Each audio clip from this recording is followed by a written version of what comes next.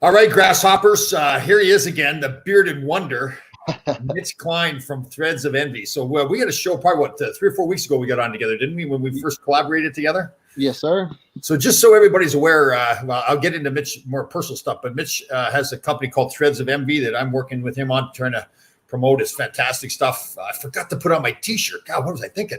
The salmon looks good though. There you go. Yeah, I'm looking with salmon on. Yeah, thanks for not calling it pink. Thank you. But some great stuff. If you guys ever want, it's all T-shirts and hats and everything. And if you ever want stuff, you can go to threadsofenvy.com and you can use Laidlaw10 as a promotional code there to get a little bit of a discount. But great stuff. I love it.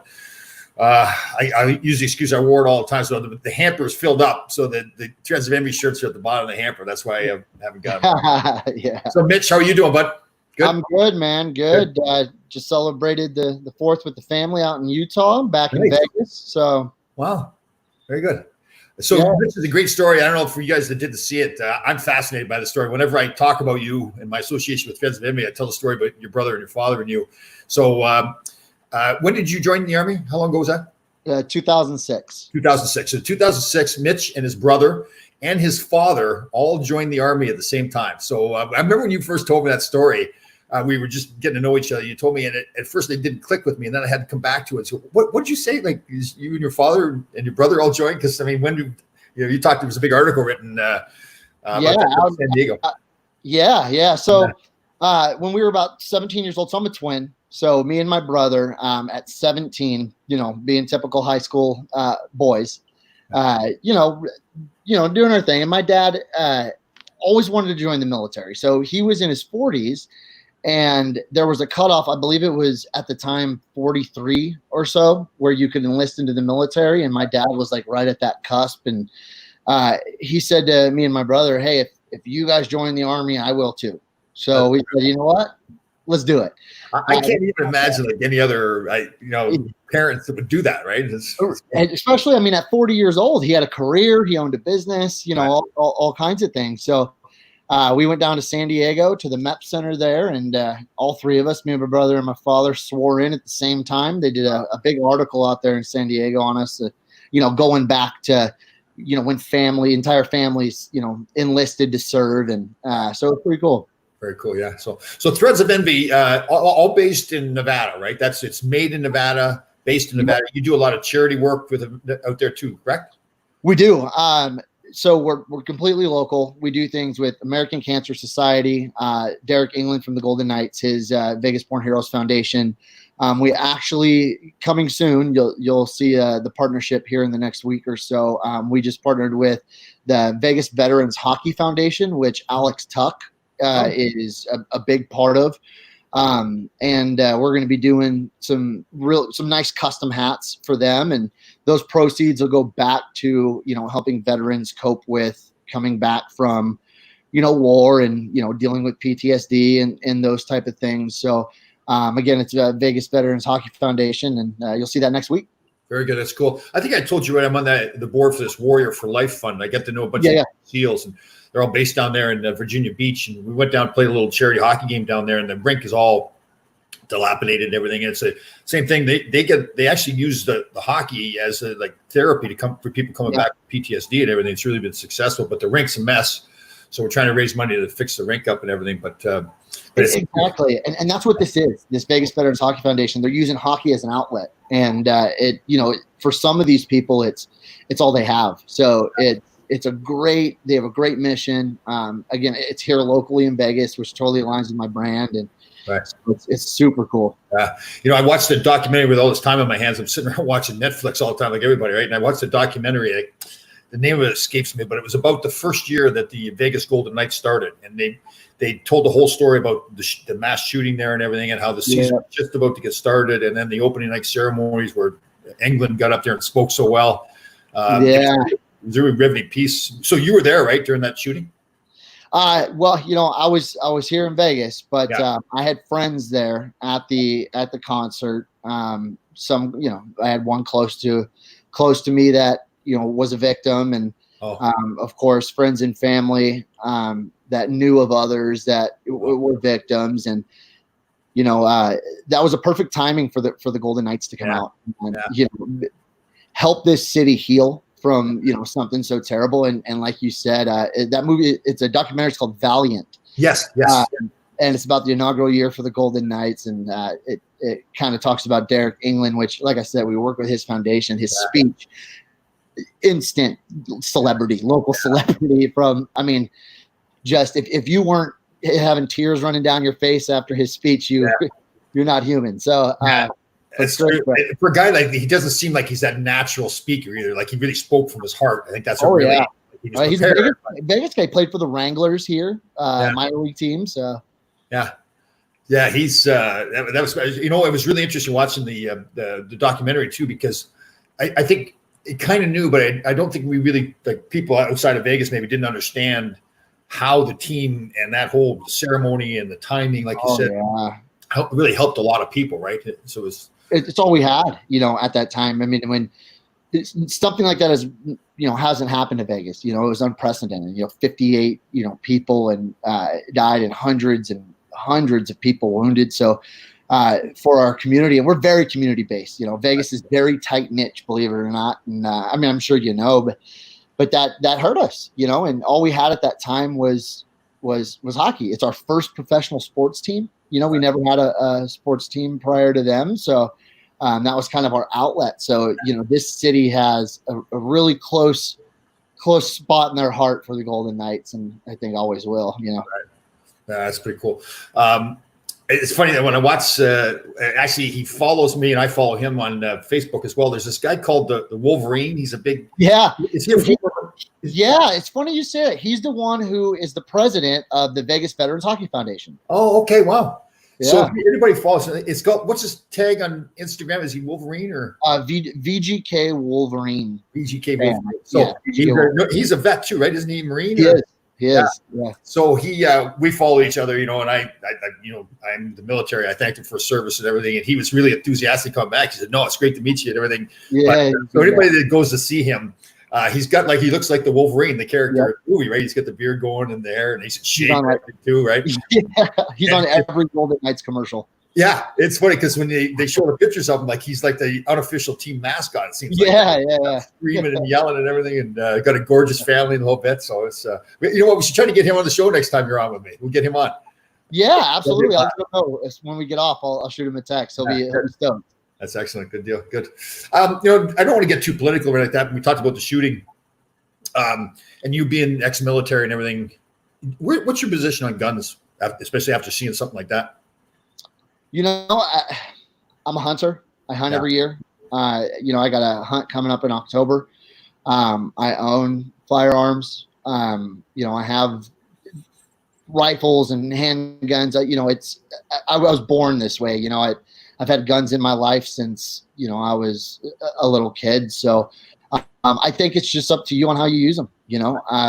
If you're going to own a gun, be smart with it. And it's a tool.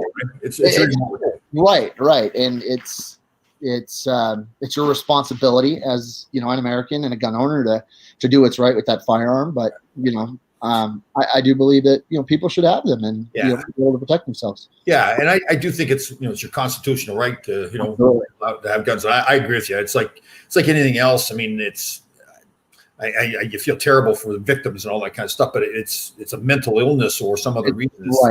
Right. The tool. Right. Yeah. It's not the firearm, that is, killing people on its own. It's the person behind it. So, again, I think it's just your responsibility to be safe with it. So the NHL is coming back and they're doing two hub cities with HS. They chose the Toronto and Edmonton as the two hub cities to go play in. But Vegas for a long time was being rumored as one of the places. Yeah. Did the virus, did it spike out there again? It did. And I think I'm not sure why it was almost like locked in, like Vegas was going to be the hub. And then that just kind of went away. And they never really said why, but I'm guessing it is because of the spike. Our governor has made some mandatory face mask, laws, that are in play. You can't leave the house without a face mask on. No shirt, no shoes, no face mask, no service. So it's pretty serious. And that's just recent, right? You guys hadn't done that. That's last week. Yeah. Yeah, because out here in New York, it's we were at the epicenter, and so it was Yeah. when it first hit, that was they shut down everything and the mass all over the place. Although I say they shut down everything right away. I mean, I think looking back, and nobody really knows, so you can't blame anybody. I love to blame politicians, but I really can't blame them. They were still keeping the schools open at first, right? Yeah, they should have shut those down right away. But that's just it now. Next year is going to be. I got 2 kids. I've got a daughter and a son, and 7 and 6. So, but what Nevada is doing, I don't know what it looks like nationwide, but next year school is only 2 days a week. Oh, is that right? Yeah, the rest is at home. So it's gonna be tough for the people with jobs. But and what are they doing? Kind of alternating, so some kids go on. Yeah. And I'm sure we'll get the scheduling as we get closer. But man, 2 days. I mean, tough, right? I mean, the kids, they've got it. They obviously look to their parents for guidance, and the parents are saying, "Listen, it's not safe for you to go back to school." Now, when they got to go back to school, I guess you got to kind of prep them a little bit, right? I mean, some kids may be a little bit scared that, well, you told me before I can't go to school, and now I'm going back. So especially with the restrictions too, and it's 2 days a week. Like, what's going on? So and then you got to figure out. People have to work, right? And if they can't work from home, you've got a gym, for instance. Is your gym shut down still, or is it? Yes, yeah, it is. It is, and you don't have to, have face masks, and there's some kind of lifted restrictions on exercise right now, but getting that many people into a facility is tough, especially when you're sweating and no kidding. Yeah, it's like a breeding ground, right? We in Connecticut here, they've opened up so you can have the gyms. My gym, though, it's a nice big gym and everything, but they've made it so you have to have reservations for it and everything like that, And then wow. Yeah, they can't use the showers and all that thing. So I think a lot of people I called up and they actually volunteered to put a hold on it to freeze the account until September. So I did that. I know a lot of people, right? I'm sure you're probably the same way. I've just got those bands that hang over my door, and I've been getting some pretty good workouts from those, just from those things. So, I've got a TRX. Oh, dude! Oh, yeah. Yeah, it's cool. You don't need anything crazy. I actually just throw it over my front door and I shut it so it kind of locks in. And I work out right at my front door right now. Oh, good. And if a wife gets mad at you, you can run right out the door, right? Is that? See, I'm going for a run, honey. I'm going for a run. That's funny. So the fitness thing. I go back to your father joining the Army. So obviously he stayed in pretty good shape, right, to be able to join the Army right away. Oh man, he's in better shape than me. All right. Yeah. We go back to hunt. Talking about hunting when we go every year. He lives out in Utah, so typically we'll hunt in Utah. Prior to that, he was in Colorado, and that man can out hike about anybody. Yeah. I struggle trying to keep up with him. All right. Yeah, he's in good shape. I bet you he's kind of one of those guys too. He doesn't even say anything about it, right? Like he doesn't brag about it or anything like that. Oh no, just doing his thing, and I'm trying to come up the hill. It's funny. My dad was a bigger man. Like I'm 6'1", he was like 6'4", farmer and firefighter and all that stuff. And I had built a house in New York, and we were going to plant the lawn, seed the lawn and everything. So dump truck comes with a big load of topsoil. We got 2 wheel. I tell a story in my book and everything, but he's got 2 wheelbarrows, 2 shovels, and he doesn't say anything, but you just feel it's a competition, right? Like who's going to move this dirt? So I'm loading it. I load the wheelbarrow up about 3/4 full, and I move it. I come back and I'm looking at him, and he's still loading his wheelbarrow. And I move another load. And he's finally moved his and everything, But like he's that old farm boy. So every time he loaded that wheelbarrow, he would load it to the max. You could not put another drop of dirt on it. So here I am. I'm thinking I'm beating him, right? Because I'm going back and forth with the wheelbarrow. But he, at the end of the day, once the dirt's all moved, he moved I probably moved the wheelbarrow 25 times. He probably moved it 15, but he moved more dirt than I did. And I use it as a great example for people, kind of like a metaphor for life too, right? Like, get the most out of everything you do, Love that. Love that. And it was funny because I didn't, it wasn't until I'm 62 now. It wasn't until I started doing all this True Grit Life that I started looking back at my father and my grandfather on the farm and the way they worked. And I was realizing, because I kind of looked at them that, I was a tough little hockey player getting in fights and stuff. My father and grandfather were just hardworking, honest, quiet men, just going about doing their job. And I was kind of looking at it when you're young, you look at them like, oh, they're kind of weak, they should be fighting, all that kind of stuff. And now I look back at them and they're this glorious human being to me because they just did it the right way and got the most out of it. It's been a great lesson for me. So I'm sure your father's the same way, right? Oh, absolutely. Absolutely. Yeah. it's my idol. You know, you watch the way he does things, and you know, it's like almost like an invincibility. It seems like they can get it. He can get anything done, but so it's cool. Makes you want to live up. That's like my father too. Like they would do things perfect too. Like, you know, they took my grandfather, if he took the car out, he would put it in the garage again, get a wet cloth, and go wipe the whole thing down every time. Didn't matter if he drove 1 mile or 100 miles. He was always that car would last. It wouldn't get rusty. You know. Meanwhile, I'm beating my stuff up and everything, and like, like yeah, I've learned the lesson, but it took me a while for it to sink in. Right? Like you don't realize it. Absolutely. I'm loving the pictures you're posting lately, though, too. The old hockey photos and stuff. And thank you. I love it. I really, you know, what's funny? My son, youngest son, got me into all this social media stuff, and I was like, you know, like I go farm boy, you know, like nobody cares about me. When I played hockey, I played for 10 years. I had 25 goals in 10 years. Like, who cares about me?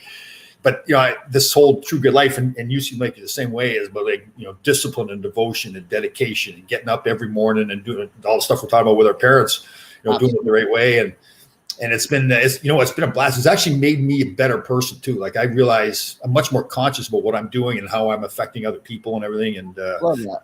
Yeah. Cool. Yeah, that's awesome, man. You know, you turn that platform into something positive. You know, it doesn't have to be a place where, you know, you just show, you know, what your life is. You can use it for accountability, you know.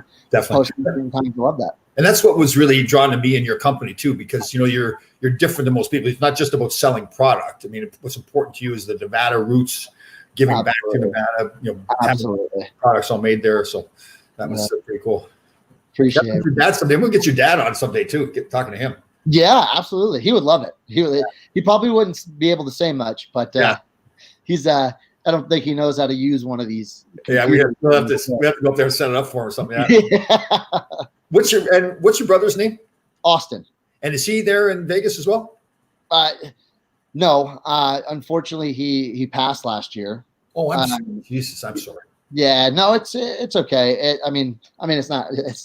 It is what it is. It's you know, he was dealing with some things mentally, you know, and so he turned to alcohol and, you know, other type of, you know, drugs and things like that, and you know, unfortunately, it got the best of him. So. How are you? That's not that long ago. Are you okay with all that, or I mean, it's been probably the worst last year of my life. It's you know, every day is a struggle, and I push through because I've got kids, I've got a wife, I've got a business, you know, and I do what I can to make him proud. I know he wouldn't want me to mope, you know, and be sad. He'd, you know, grab me by the face mask and, you know, tell me to keep trucking. So. Was if you don't mind, if you don't want to talk about it, we won't talk about it. But was it related, like PTSD related, or is it part of it? Yeah, I mean, his way of coping with stresses, you know, and having that type of, you know, stress disorder was turning to booze, and I think a lot of veterans are that way, believe it or not. And it just got excessive, you know, over time, and then he started mixing it with things, and you know, but it feel like I guess it gave him a sense of you know, feeling better. So but yeah, it was a little too much one night, and so I had through the Navy SEALs, I met a young Navy SEAL, and I had him on the show, and he did the same thing. He really had a hard time with alcohol. For him, it was more. I don't want to speak too much about his own problems, but he's talked about openly. He wants to help other people deal with it too. But it was more, you know, because being on the teams, I'm sure it's the same thing with you with the Army. Like it becomes such a big part of your life. Like that's your real family. But then to now leave it and not have it. Oh, big time. Right. If you don't have something else to turn to, that kind of fills that void, right? We were just talking about that. Me and the Wolverine of the biggest Veterans Hockey Foundation, of, you know, how hockey has become this outlet, and you get team oriented, and now you have something to look forward to. I'm sorry. But yeah, you know, you get so connected to being in the military, and it's all you do, and you know, you're trained and conditioned to be this team and to trust the people around you. And then when it's over, it's like, well, what do I do now? Right. You know, so they do a lot of, obviously you're doing a lot of training to be a soldier or to be a SEAL or whatever it is. when you're done though, there's really no training to now transition back to regular life, is there? Oh, no, it's hey, you're out, you're hopping on a plane, you're headed home, and good luck. Like that's it. So that would be awesome to see some of those programs, though. Right. You know? And it just seemed like you're talking with you guys out there with your what is it again? The hockey. What's the name of the thing? Vegas Veteran Hockey Foundation. Okay, good. We're going to do our best to help promote that thing too. We'll get that out there online and everything. Awesome, yeah. But it seems like there's individuals, like former military guys, that are setting up their own programs, right? Like these guys in Virginia Beach is the same way. And for you guys, they're just, which is right. You can't just sit there around and say, well, nobody else is doing it. Let's do it ourselves. That's what you really have to do, right? Yeah, absolutely. I'll tell you what, I wish we would do, and I'm not going to get on a political rant here, but I wish we would do more of that ourselves, just in general as a country, and not sit around and wait for our government officials to do things, right? Likewise, yeah. Do Absolutely. it ourselves. Yeah. Absolutely. I'd love to see some of these programs, you know. Yeah. And there's lots of it out there, right? I think it's a matter of us all getting on board. And listen, times are tough right now, too. So many people out of work and everything, and you want to help, you know, even if you're just donating money, things. But yeah. Even if you don't have the money, you can donate the time to these things, right? Absolutely. Absolutely. Good. All right. So we got a full slate then. We got to get the Wolverine on. We got to get your father on. Absolutely. The Wolverine, you guys have to check him out though. The Wolverine, and it's Vegas VGK. VGK Wolverine fan. Wolverine. So anybody that hasn't seen him, you got to see him. He's a blast to look at. And like I said, he's got a beautiful wife and kids and the whole bit. And he's funny, like you said, like every commercial, every time you see him, he's standing up at the rink. It's like screaming. He's posted a couple of pictures without a shirt on too. The guy's jacked pretty good. Oh yeah, he's solid guy. Yeah, and he's a Marine, right? We said he's a Marine. No, he's Air Force, but he was like an operator for the Air Force. So okay. Yeah, he did some cool stuff. Right, good, very good. All right, bud. So we got to schedule these more often. We'll get the Wolverine on. We'll get your father on. Again, guys, if you want to get any of these products, they're fantastic stuff. And again, it's for a great cause. Everything is made in Las Vegas, Nevada. It's all manufactured there. All charities they give back to in that area. So it's really not just a T-shirt or a hat that you're buying. You're kind of buying into a big program here to give them back to the community again. So it's threadsofenvy.com, and you can use Laidlaw10 as a promotional code. You'll get a discount on that too. So great stuff. I love it, and it's really comfortable shirts and everything too. So good, looking good. The good sign is that it's in the bottom of the basket. It's being warm. It's being warm. Yeah, definitely. All right, bud. Good to see you again. We'll do this next week. All right? Yeah. All right, bud. All right. See you, everybody. Bye.